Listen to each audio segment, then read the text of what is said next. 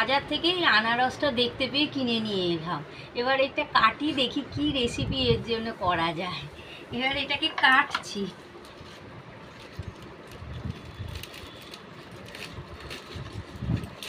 প্রথমে এই গাছের এখানটাকে কেটে এরকম করে কেটে নেব।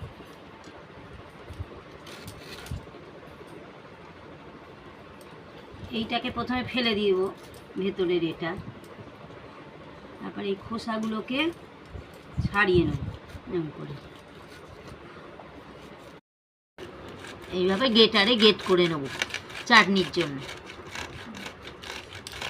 আর কিছুটা কেটে রেখে দিয়েছি, দুটোই লাগবে। এরমভাবে এটা গেট পুরো করা হয়ে গেল। এবার এই সাদা অংশটা এটা ফেলে দেবো, এটাকে এবার ফেলে দেবো, আর করবো না, এটাকে এবার ফেলে দিলাম। এইবার চাটনিটা শুরু করব। আর কিছুটা কুচিয়ে রেখে দিয়েছিলাম, কিছুটা গ্রেট করে নিয়েছি। এটা প্রথমে কড়াই বসিয়ে ওতে দিয়ে দিলাম আনারসটা, দিয়ে একটু আনারসের চাটনি করব, একটু জল দিয়ে দিলাম তার মধ্যে। এবার ঢাকাটা খুলে মাঝখানে কিছুটা কুচিয়ে রেখেছিলাম আনারস, সেটা দিয়ে দিলাম এর মধ্যে।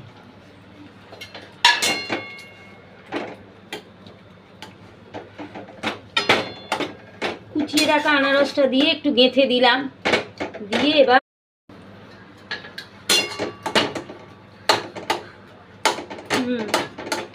এটা সেদ্ধ হয়ে গেছে।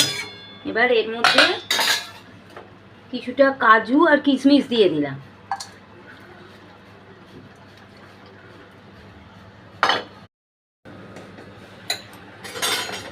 এবার এটা সেদ্ধ হয়ে গেছে। এবার এর মধ্যে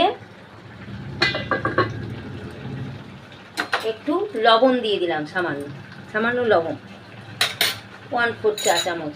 আর চিনিটা এবার ঢাকাটা খুলে এবার ওপর দিয়ে একটুখানি জিরে, ধনে আর শুকনো লঙ্কা ভেজে রেখেছিলাম, ওই ভাজা মশলাটা একটু ওপর দিয়ে ছড়িয়ে দিলাম।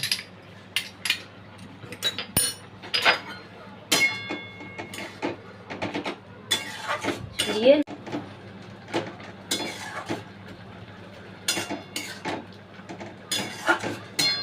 এবার গ্যাসের ফ্লেমটা অফ করে দেব, দিয়ে এই যে লেবুটা আছে এই লেবুটা এবার ওপর দিয়ে ছড়িয়ে দেবো।